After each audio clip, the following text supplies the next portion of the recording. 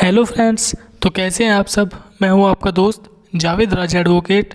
Video को शुरू करने से पहले आप सभी से गुजारिश है, अगर आपने हमारे चैनल को सब्सक्राइब नहीं किया है तो चैनल को सब्सक्राइब करें और बेल आइकन को ज़रूर दबाएं। अगर वीडियो अच्छा लगे तो लाइक व शेयर व कमेंट्स ज़रूर करें।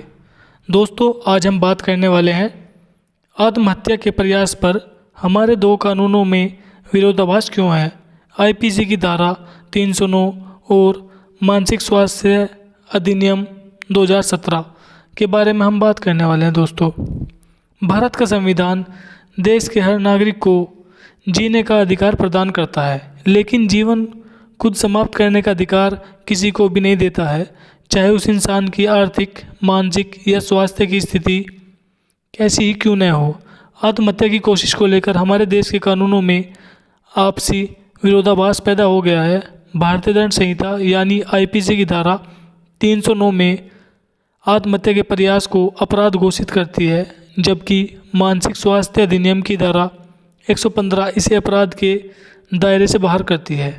आत्महत्या के प्रयास पर हमारे देश के कानूनों में विरोधाभास को लेकर सुप्रीम कोर्ट में याचिका दाखिल हुई है, जिस पर कोर्ट ने केंद्र से पूछा है कि कोई नया कानून आईपीसी से ऊपर कैसे जा सकता है।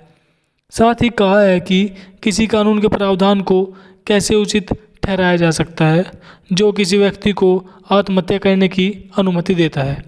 दोस्तों, आईपीसी की धारा 309 के तहत आत्महत्या करने की कोशिश करने वाला अपराधी है, जिसके लिए 1 साल की कैद की सज़ा का प्रावधान है।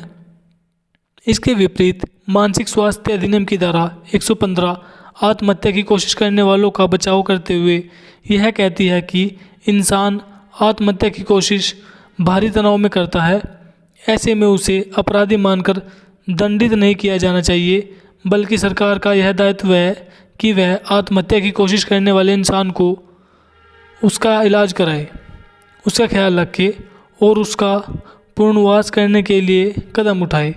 यहाँ गौर करने वाली बात यह है कि आईपीसी 158 साल पुराना कानून है, जो कि 1862 में लागू हुआ था, जबकि मानसिक स्वास्थ्य अधिनियम 2017 आईपीसी के बाद आया, जो कि जुलाई 2018 में लागू हुआ।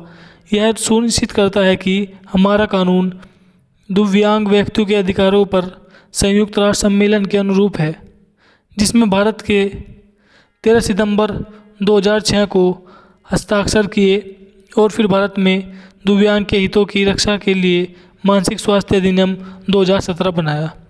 दोस्तों, अगर हम WHO की बात करें और WHO की रिपोर्ट को देखें तो उसके अनुसार हर 5 में से 1 भारतीय अपने जीवन काल में सामान्य मानसिक विकार और अवसाद का शिकार है। लॉ कमीशन ने आत्महत्या की कोशिश को अपराध के दायरे से बाहर के विभिन्न पहलुओं का अध्ययन करने के बाद 17 अक्टूबर 2008 को जारी अपनी 210वीं रिपोर्ट में कहा था कि आईपीसी की धारा 309 खत्म कर दी जानी चाहिए। लॉ कमीशन की सिफारिश के मद्देनज़र केंद्र सरकार ने 10 दिसंबर 2014 को संसद में गृह मंत्रालय के हवाले से कहा है कि हमारे 18 राज्य और 4 केंद्र शासित प्रदेश आईपीसी की धारा 309 को खत्म करने के पक्ष में है, लेकिन फ़िलहाल तक आईपीसी में संशोधन कर धारा 309 खत्म नहीं हुई है।